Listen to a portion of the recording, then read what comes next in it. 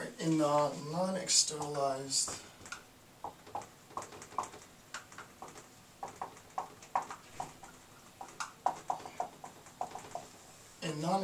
conflict, the first is, right, non-externalized conflict, we're going to talk about systemic wars. The first being regional systemic conflict. Right? In systemic war, we're going to talk about regional systemic conflict. This is also civil wars, right? So civil, and the idea is that the conflict has been internalized, right? So here's the state. Here's the state. Conflict between two parties. This conflict between two parties has been internalized and ultimately resolved within the confines of the state, right? Hence civil war. Obviously, in this state of affairs, it's going to be unlikely, and Midlarski talks about this, it's going to be unlikely that third-party intervention is going to interfere in civil war. Now, if the civil war escalates to forms of genocide, act of genocide, that's a different story, right? But even in acts of genocide, it becomes complicated, and I've discussed this in previous videos on genocide. I'm not going to get into the complications now. The second reason for it not being externalized is the absence of a multipolar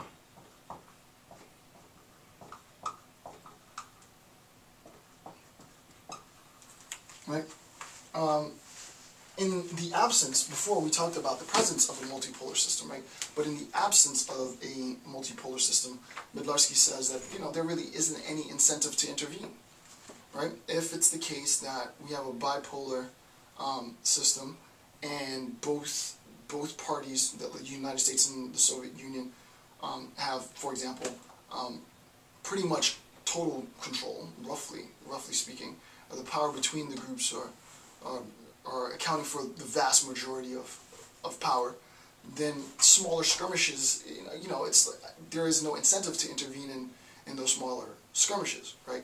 That's sort of that's the idea, right? So when we're not externalizing it, according to Midlarski, it hasn't been externalized either because it's regional systemic conflict, it's a civil war, or because there's an absence of multipolarity in the system, right? And the absence of multipolarity is going to result in a decrease in incentives, right? There's no incentive to intervene in the conflict, so there's not going to be any sort of third party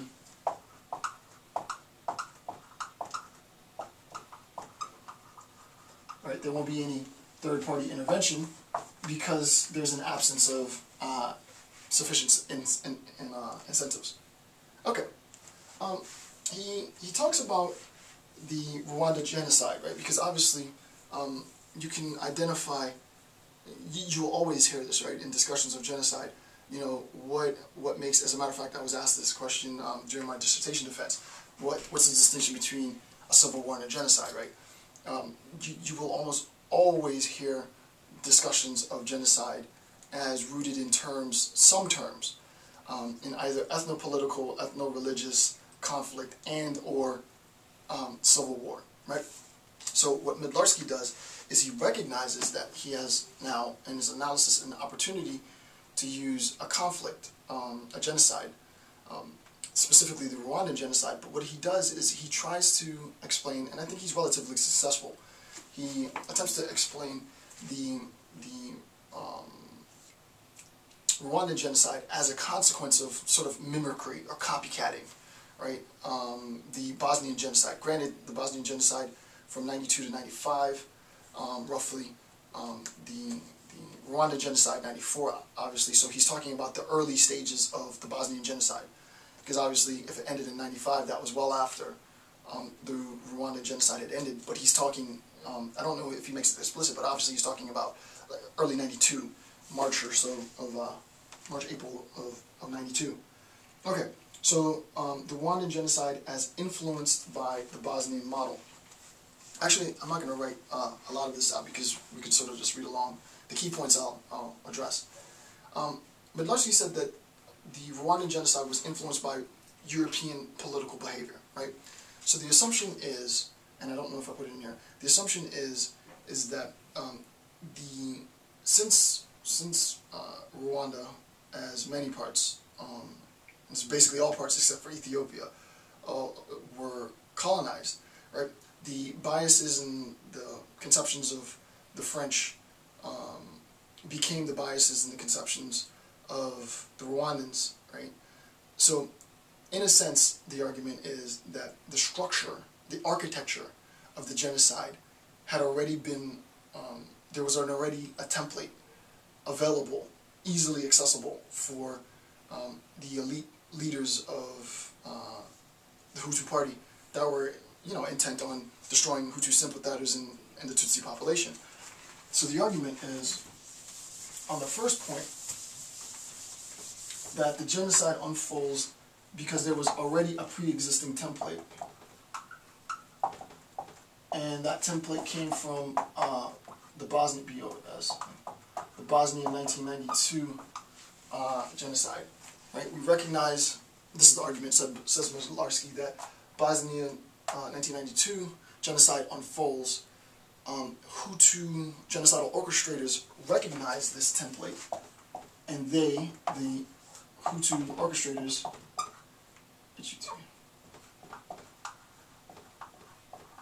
right? The Hutu orchestrators implement, right? They implement this template.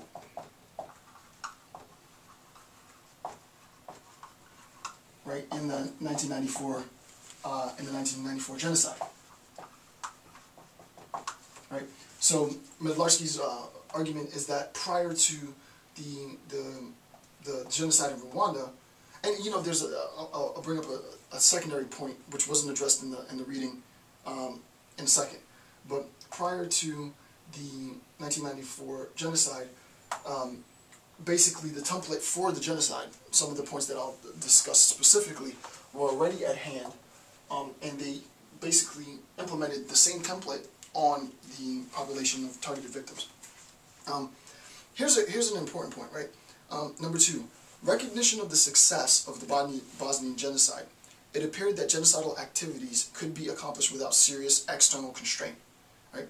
So that there was an ease in which the Bosnian genocide of '92, there was an ease of which the genocide was facilitated, right? There wasn't much international constraint. Similarly, the idea is, well, since there isn't as much international constraint, and it seems to be the case that though the international community knows of the occurrence of the atrocities, obviously the Rwanda genocide is happening during this time, right? Nearing the tail end of it, but we have 2 massive genocides going on, one of which killed 800,000 people in a few weeks, right? So, well, since there isn't that much constraint, that's point 2, we'll implement as part of this template the same tactics, if you will, genocidal tactics, to exterminate members of the Tutsi population and Hutu sympathizers.